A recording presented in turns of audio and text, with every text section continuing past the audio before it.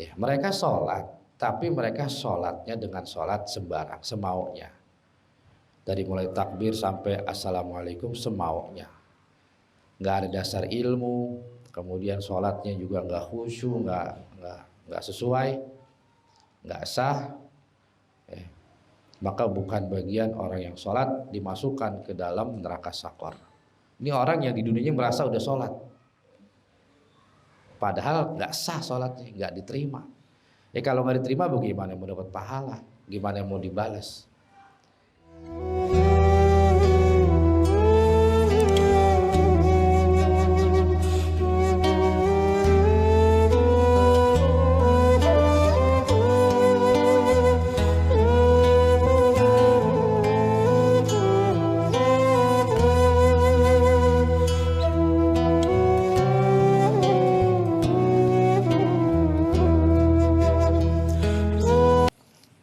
Bismillahirrahmanirrahim. Alhamdulillah wassalatu wassalamu ala Rasulillah Sayyidina Maulana Muhammad ibn Abdullah sallallahu alaihi wa ala alihi. Yang ke-86 kemarin.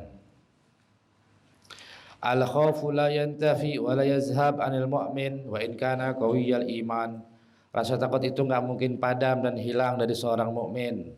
Nah, diibaratkan kemarin tuh seperti orang yang kaya punya harta benda, maka dia takut. Adapun orang miskin nggak punya apa-apa kecuali sendal sama panci, dia nggak ada rasa takut. Ya. Jadi orang yang punya motor takut motornya hilang, maka dimasukin, digembok, dikunci. Ya, orang punya TV, punya apa di rumah, rumahnya digembok, dikunci, takut hilang. Orang mukmin yang beramal soleh juga takut. Ya. Sementara yang nggak beramal soleh nggak ada rasa takut. Kenapa? Karena iman dan amal solehnya ibarat orang tuh nggak punya benda, cuman sendal jepit sama panci.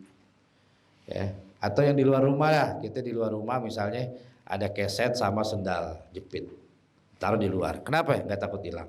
Karena nggak berharga, nggak takut hilang nih. Atau di ruko-ruko yang dilihat di depan apa?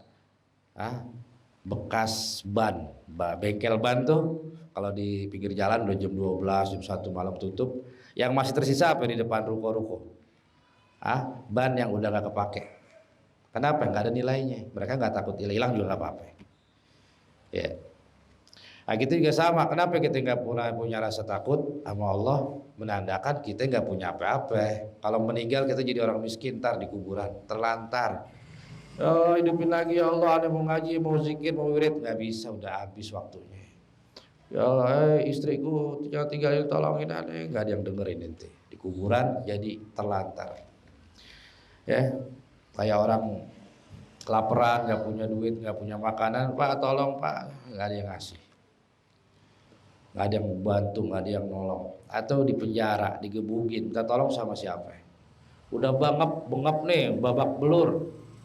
Istrinya di mana, orang tua di mana, teman di mana, ya. Dalam penjara digebukin, disodomi, tahu disodomi, diliwat tuh sama bos gangsternya, ya. Sama kepala preman, bukan kepala sipir, kepala preman. Wah, digebukin, disodomi, dia udah nangis sudah. Kita tolong sama siapa? Teman, istri, anak, nggak ada yang datang. Di dalam kubur begitu juga, siang malam tolongin, wahai anakku, wahai temanku, wahai istriku, wahai uangku, motorku, mobilku, nggak ada yang bisa. Kenapa? Karena di dunianya dia nggak iman, nggak amal soleh. Ya, dia nggak takut apa-apa. Karena apa? Karena emang nggak punya apa-apaan. Maka dia nggak merasakan takut di dunia, karena emang miskin, nggak punya apa-apa. Seperti halnya orang yang nggak punya harta benda. Tidur enak, apa enak. Kenapa? Karena nggak ada yang ditakutin. Ketawa-ketawa, main gaple, main catur, main apa, udah nggak mikirin.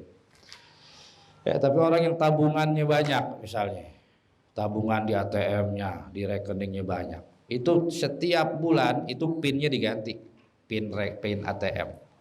Ya, belum di rumahnya itu kunci digembok, takut hilang. Ya, sendal yang cakepan dikit dimasukin dalam rumah, takut hilang. takut ya.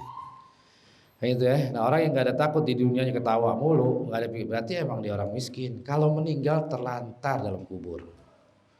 Kayak orang miskin kan terlantar dia. Duh, saya nih nggak sholat, saya nggak ibadah. Kamu kan sholat di dunia. Apa ya? Ditanya di dalam Quran dijelaskan daripada kalian kenapa masuk ke sakor laisa kunna minal musallin. Kami bukan termasuk orang yang sholat. Bukan mereka nggak sholat. Kenapa kamu bisa masuk ke neraka sakor? Ditanya oleh malaikat. Maka orang itu menjawab, kami di dunia nggak termasuk orang yang sholat. Ya, mereka sholat, tapi mereka sholatnya dengan sholat sembarang, semaunya. Dari mulai takbir sampai assalamualaikum semaunya. Nggak ada dasar ilmu, kemudian sholatnya juga nggak khusyuk, nggak sesuai, nggak sah. Maka bukan bagian orang yang sholat dimasukkan ke dalam neraka sakor. Ini orang yang di dunianya merasa udah sholat, padahal nggak sah sholatnya, nggak diterima. Kalau nggak diterima bagaimana mau dapat pahala?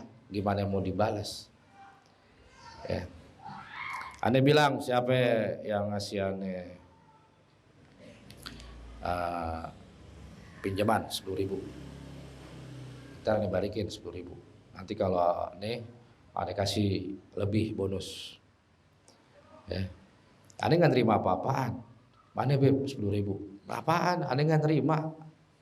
Gitu. Atau ada orang siapa yang bisa ngerjain ini nanti digaji. Ternyata kerjaannya nggak sesuai. Yang ada malah dimarahin. Ente di rumah minta tolong benerin genteng sama tukang. Ternyata ini tukang bukan nggak benerin genteng, malah nambah rusak. Ente mau kasih duit apa yang ente mau omelin? Ente mau gaji. Oh ya, nih uangnya karena kamu berhasil menambah rusak genteng saya. Apa kita kasih bonus? Kita puji-puji kan, kita marahin. Nah, begitu juga orang yang ibadah ternyata bikin rusak.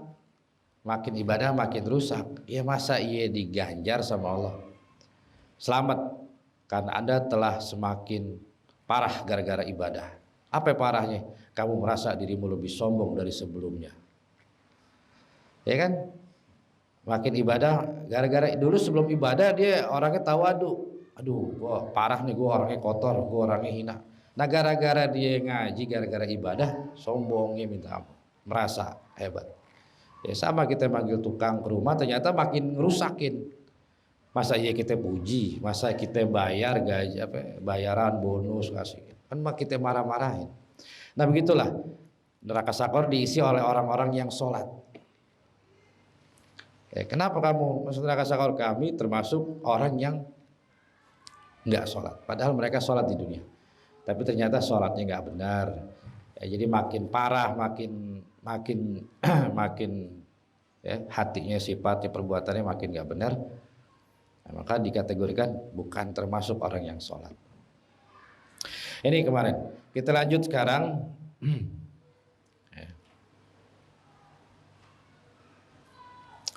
Wal akhiratu hiya bandarul amnu wa dunya hal bahrul mughriq wal khabsul muhudai. Kalamu ahli ikhlas, bicara kalamnya orang-orang yang ikhlas, wasidqi, dan orang-orang yang benar, nurun wa barokah. Orang-orang yang tulus, wasidik, benar, pengen menggembirakan orang sebagaimana dirinya gembira. Begitu ya, kita mau nggak gembira, mau sama, maka ajak juga keluarga, saudara, teman, kawan-kawanmu tuh sekelilingmu, dari keluarga, teman, sahabat, saudara, agar mereka bergembira juga. Nah, ini bicara mereka orang-orang yang tulus, nurun wa barokah, nur dan berkah, berkah semua. Jadi berkah. Wa in kana ghairu fasih, meskipun bicaranya nggak fasih, bicaranya nggak manis, nggak pandai merayu, nggak pandai gombal, nggak pandai memuji orang. Wa kalam ahli riya wa taqalluf zulmatun wahsyatun. Bicaranya orang-orang riya, orang-orang yang suka pamer, kalau dapat nikmat dipamerin, bukannya diajak-ajak yang lain. Bukan dibantu yang lain, yang susah dipamer-pamerin, jadi orang nambah sedih. Ya, ada orang lagi susah, ngelihat temennya mamerin, nambah sedih nih orang. Aduh, punya teman bukannya bantuin, dia lagi punya, malah mamerin, malah tambah berduka temannya. Akhirnya yang lagi susah kualat, mudah-mudahan susah, mudah-mudahan wah di doa buruk. Nanti lu disumpah-sumpahin. Kenapa? Karena dia ria, punya kesenangan dipamerin ke orang yang lagi susah. Orang lagi susah makin greges, makin ngilu hatinya. Ya Allah, kok begini banget sih hidup? Wah, makin apa? Ana ma'a munkasiru.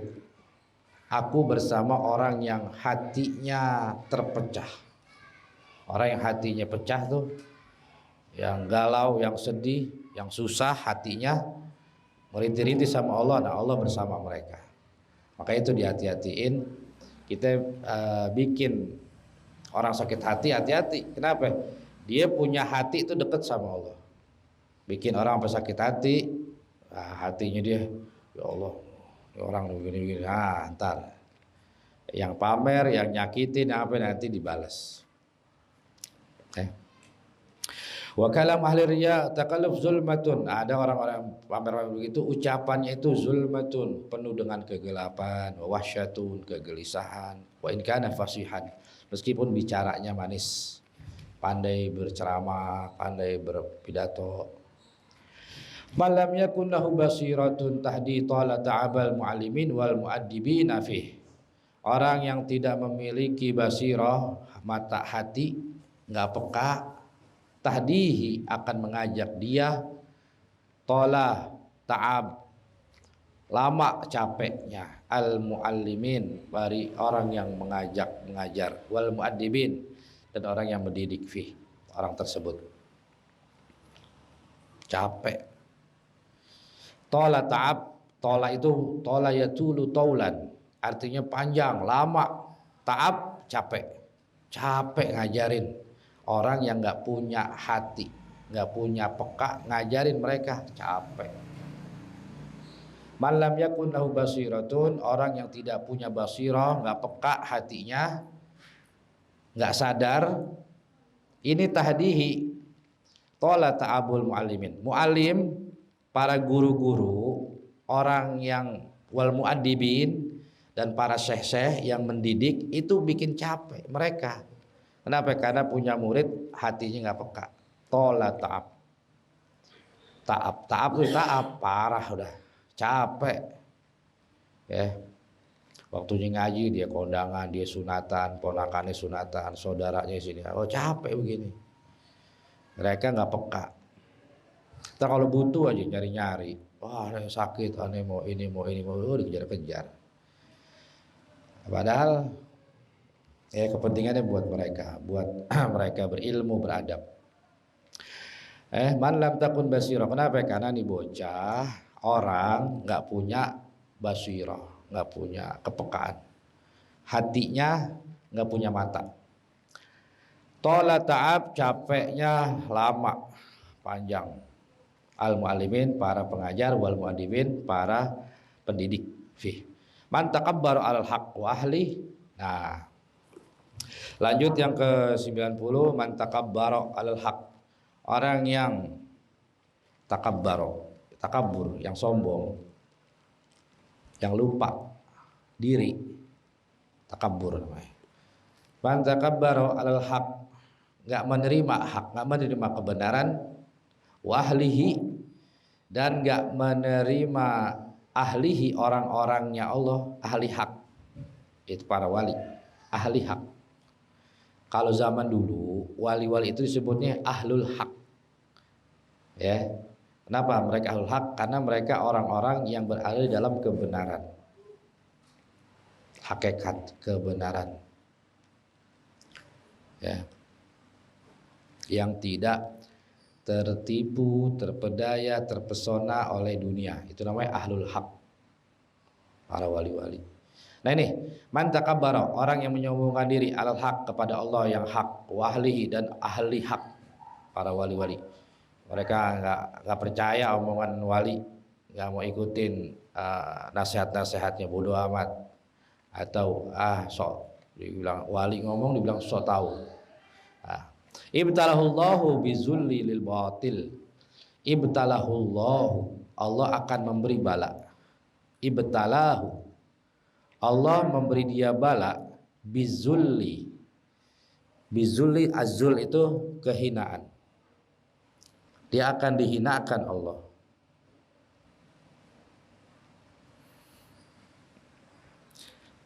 Lil batili, mengemis kepada batil, kepada orang-orang batil, kepada para penjahat.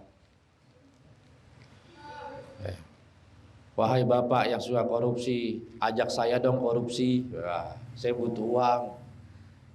Wahai penjahat, saya mau ikut dong jadi geng bapak. Diberikan kehinaan sama Allah Ta'ala bizulli lil batil. Apa? Yaitu dia dihinakan Allah Ta'ala dengan merendah kepada ahli batil, kepada orang-orang pendosa. Akhirnya bertemannya sama ahli maksiat. Wahlihi, dan ahlinya, ahli-ahli maksiat. Karena mereka takabbaro, membelakangi diri, nggak nerima Allah, nggak menerima orang-orang dekatnya Allah, maka Allah berikan dia bala dengan merendahkan diri kepada batil, wa ahlihi, kepada pendosa.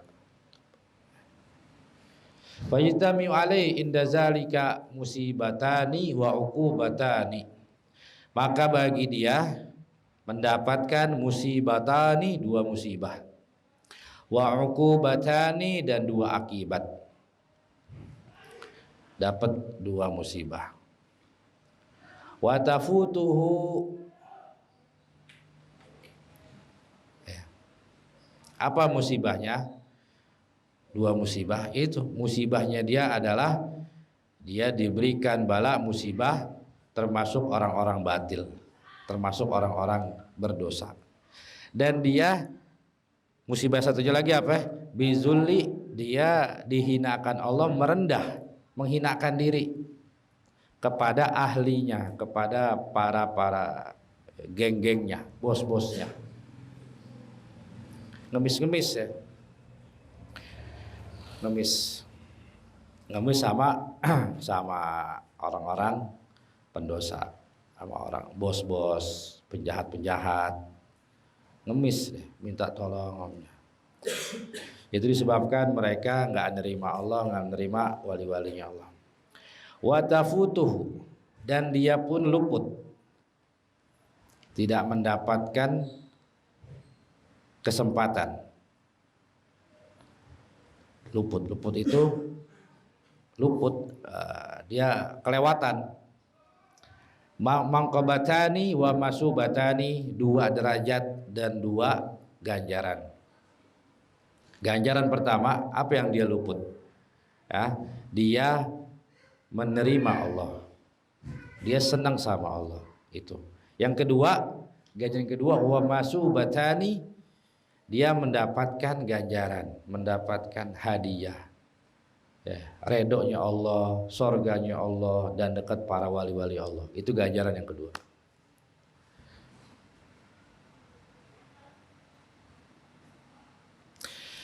Al-mu'minu, yang ke-91. Orang mukmin yatajawwazu fil adat.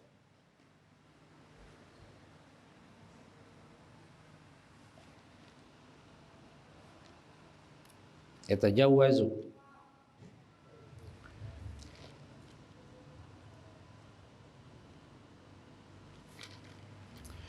wallahu a'lam bishawab. Ini. Jadi di sini bagi orang yang takabbar, bagi orang yang nggak menerima, nggak menerima, nggak ada pikiran di dunia selama dia hidup itu, nggak ada pikiran al-haq, untuk menuju Allah, untuk mikirin ingin dekat Allah, ingin kenal Allah, nggak ada. Man takabbar al-haq, ini sama aja orang-orang yang takabbar al-haq, dia menyombongkan diri, ya. Selama hidup di dunia dia nggak ada pikirannya untuk melayani, menyembah tulus pada Allah, nggak ada. Ya, dia memalingkan diri dari Allah. Itu karena pikiran hati itu udah kebatilan, udah batil. Batil sesuatu yang fana. Hanya mengejar kemegahan yang fana, yang sebentar ditinggalkan kalau dia meninggal, atau rusak dia masih hidup. Hilang di saat dia hidup, atau ditinggalkan kalau dia sudah meninggal. Dia mengejar hanya itu aja udah. Ya. Jadi orang yang hanya bertujuan di dunia mengejar sesuatu kenikmatan, kemegahan yang hilang di saat dia masih hidup, bisa hilang kalau dia masih hidup pun, ya, bisa hilang, bisa rusak, bawa ke bengkel rusak, tabrakan, celaka, bisa aja. Atau emang jelas-jelas meninggalkan dia kalau dia udah meninggal. Ya itulah tujuannya dia itu, nyari kemegahan, nyari kerja dari pagi sampai malam, loyalitasnya tinggi.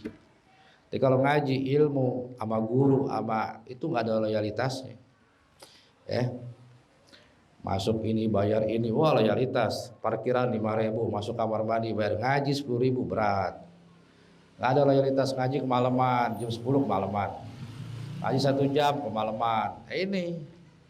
Ini orang yang nggak ada pikirannya itu alal haq. Di dunia ini pengen kenal Allah, pengen kenal ama yang nyiptain aneh, yang bikin aneh, yang bentuk aneh, yang ngasih jasad, yang ngasih rezeki, yang ngasih sehat, kan semuanya Allah. Masa nggak ada pikirannya untuk ingin kenal sama yang nyiptain sendiri? Ini orang nggak ada pikiran di situ. Wahlihi juga dia nggak ada pikiran untuk mendekati ahlinya Allah, orang-orang yang sudah cinta sama Allah, yang kenal dekat sama Allah. Dia nggak mau mendekati ulama, wali, guru-guru, syekhnya, nggak mau. Ya, takut disuruh, takut sedekah, takut, nggak mau. Banyak alasannya. Sejam ngaji, aduh berat udah. Misalnya contoh, maka dia akan ibtalahullah, Allah beri dia bala bizulli, zul, kehinaan. Itu dari kehinaan itu condong hanya kepada yang fana, lil batil wa ahlihi, kepada mereka artis-artis, ahli pendosa, maksiat-maksiat, dan ahlinya, ngefans sama ahlinya, mereka jadi penggemar, jadi fans sama itu. Nah kebalikannya, adapun bagi orang yang condong sama Allah, ingin kenal Allah, ingin dekat sama Allah, pengen ya merasakan sebagai hambanya Allah tuh enaknya kayak gimana, nurut apa kata Allah, ya. Dia loyalitas, apa loyalitasnya? Ditelepon sama bos, sama atasan, datang jam berapa juga. Itu kalau ente loyalitas sama kerjaan. Dipanggil datang, atau disuruh lembur, ada loyalitasnya. Nah ini mereka ahli Allah juga ada loyalitas mereka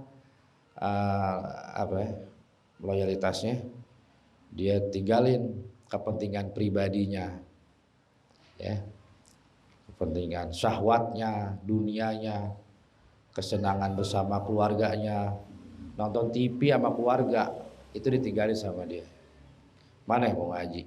Ini dulu nonton TV dulu sini, ketawa-ketawa ngobrol, ada gampang belakangan. Aneh mau ngaji, itu ada loyalitas ditinggalin, ya. Itu. Jadi kalau ingin dapat mengenal Allah dan para ahli-ahlinya, maka mendapatkan keutamaan, ya, ganjaran itu dia merasakan kedekatan kepada hak Allah dan para ahlinya, kepada para nabi, nabi-nabi, dekat sama nabi, para wali-wali, para siddiqin, para ulama, orang-orang soleh dekat sama mereka. Gitu. Jadi kalau orang yang nggak ada pikiran ke Allah, hanya condongnya kepada yang fana, maka Allah beri dia bala dengan hina mencari uang, sesuatu yang fana. Kemudian dan dia akan dikasih kehinaan untuk mengemis kepada mereka pemilik-pemilik dunia. Adapun kebalikannya, orang yang pada Allah, dia akan memberikan kedekatan Allah dan kedekatan kepada orang-orangnya Allah. Ya, kita tujuan kita jabatan, ingin menjabat, maka kita akan dekat sama pejabat-pejabat. Gitu. Kalau kita ingin tujuannya menjadi pengusaha, ya akan dekat sama pengusaha-pengusaha.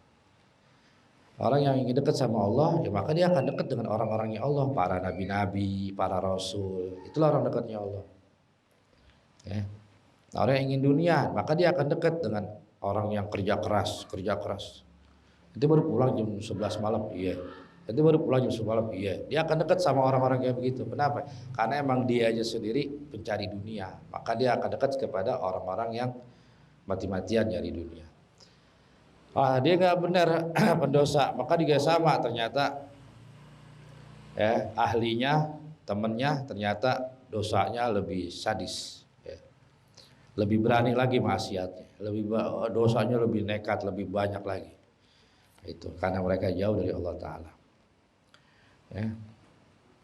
Semoga Allah Ta'ala memberikan kepada kita pertolongan agar kita enggak dijadikan orang-orang yang hina dan mengemis kepada orang-orang yang hina. Orang-orang hina ya orang yang dikatakan ad-dunya jaifah. Jangan kamu menjadikan hidupmu di dunia ini untuk mengejar jaif. Jaifah itu apa? Speed tank. Kamu ngejar apa? Siang malam berbulan-bulan bertahun-tahun untuk memenuhi speed tank kalian. Itulah dirimu sebenarnya. Apa? Kamu sama speed tank sama. Kamu dapat gaji, kamu beli makan, kamu beli minuman, kamu beli segala macam. Jadinya apa? Speed tank. Ya itulah kamu.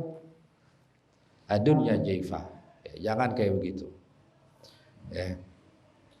Tapi carilah tujuannya Allah dan orang-orang dekatnya Allah, para nabi, para rasul, para ulama, para wali, maka mereka akan dimuliakan oleh Allah Ta'ala. Dan semoga kita dijadikan orang yang dimuliakan, agar kita diberikan oleh Allah Ta'ala hati kita condong senang untuk bersemangat, agar kita punya semangat untuk mengenal siapakah pencipta kita, siapakah yang setiap saat memberikan nikmatnya kepada kita, kesehatan kepada kita tanpa henti, memberikan kepada kita siapa itu.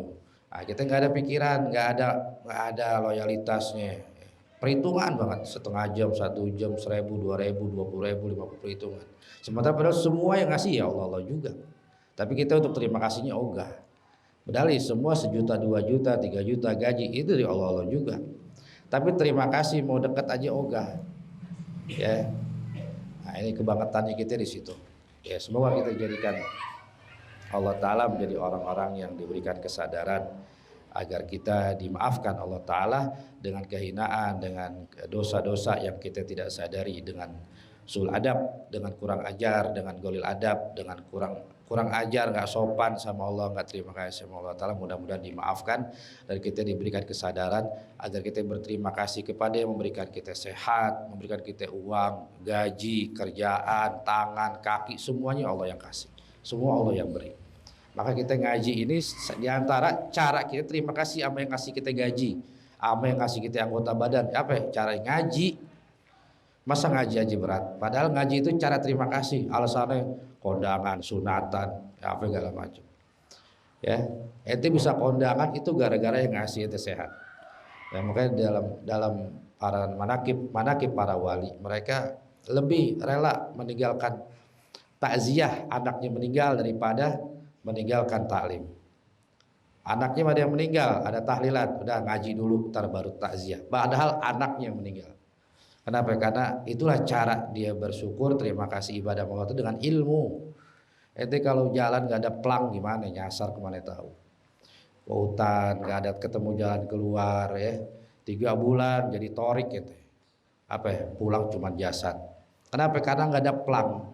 Apalagi masuk ke alam goib, ke alam jin. Aduh, udah dah. Kenapa? Karena nggak ada ketemu jalan keluar, nggak ada plang. Ya, nggak ada rambu-rambu, nyasar, sesat, akhirnya udah.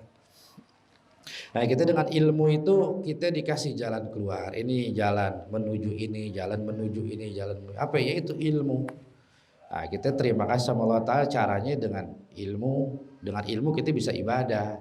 Dengan ilmu kita bisa bersyukur. Dengan ilmu kita bisa mengenal yang memberi nikmat ini. Sababnya kita syukur ya ilmu.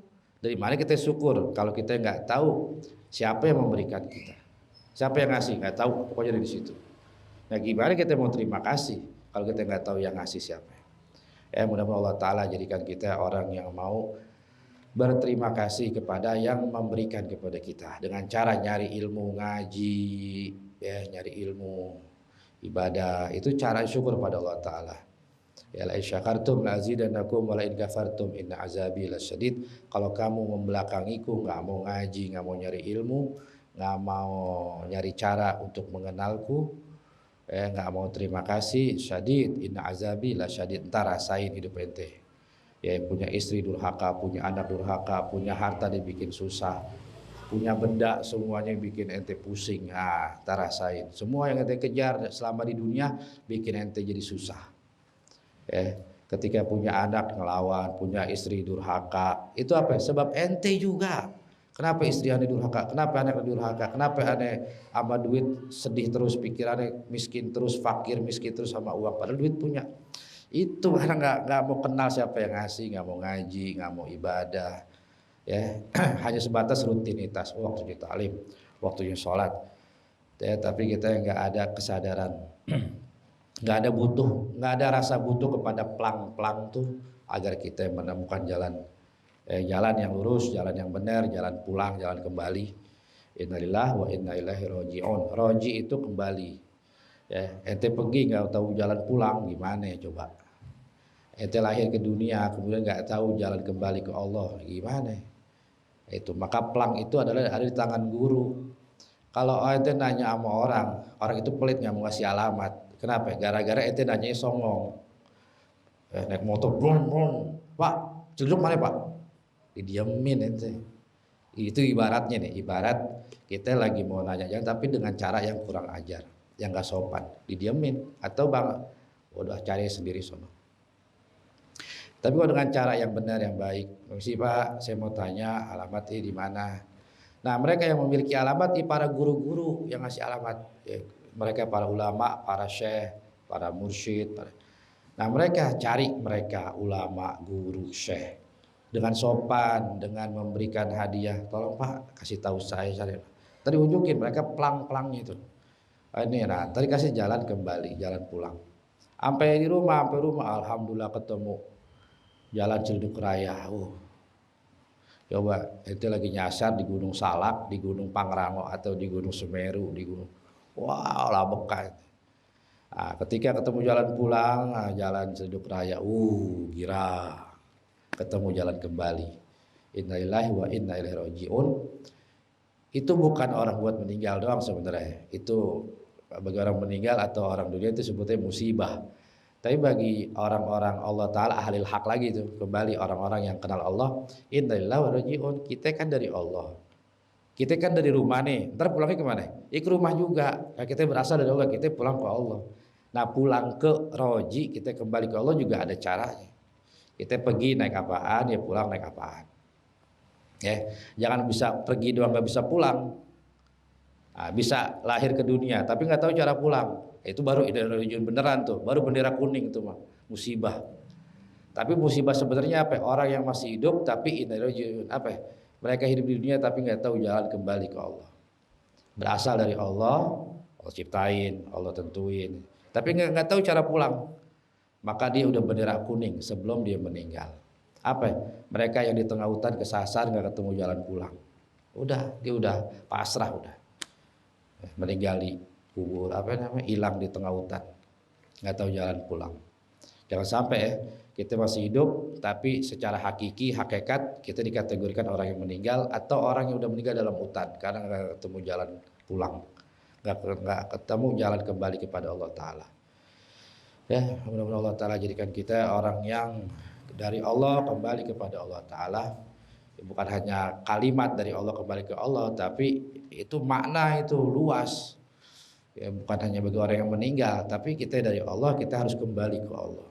Cari cara jalan pulang. Kita dari sini ke Gunung Gede, ke atas, ke Pangrango, ngelihat ke gunung tuh. Naik gunung kita harus lewatin hutan, harus tahu jalan pulangnya agar kita bisa kembali ke rumah. Nah begitulah kita dari alam arwah, alam rahim, alam dunia. Nah kita harus usaha untuk bisa kembali pulang kepada Allah Ta'ala ya, agar kita diberikan keselamatan di dunia juga di akhirat, dimudahkan segala urusan kita dan dipermudah ya, segala niat-niat baik kita agar Allah Ta'ala kumpulkan kita bersama orang-orang hak, orang-orangnya Allah Ta'ala. Mudah-mudahan dibersihkan hati kita, pikiran kita dijernihkan agar kita tidak diberi bala dengan musibah, dengan kehinaan yang kita cari, kehinaan maksiat, kehinaan pendosa, kehinaan yang fana, kehinaan dunia. Dan kita dikumpulkan bersama para nabi dan para rasul dan orang-orang yang dekat dengan Allah, yang mengenal Allah Ta'ala di dunia juga di akhirat. Di dunia dengan mengikuti jejak ilmunya, di akhirat dengan jasadnya berkumpul dengan para nabi dan rasul ya, tapi dengan cara gimana bisa di akhirat kumpul sama nabi sama rasul tapi di dunia nggak mau nyari ilmunya, mustahil. Nggak mau ngaji, nggak mau taklim, nggak nyari guru, pengen ngumpul di akhirat guru, dari mana ceritanya ya.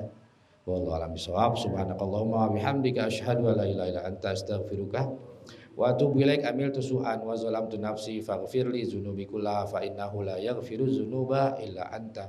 Wa sallallahu ala sayyidina Muhammadin abdika wa rasulika nabiyil ummi wa ala alihi wa sahbihi wa barak wa sallam walhamdulillahi rabbil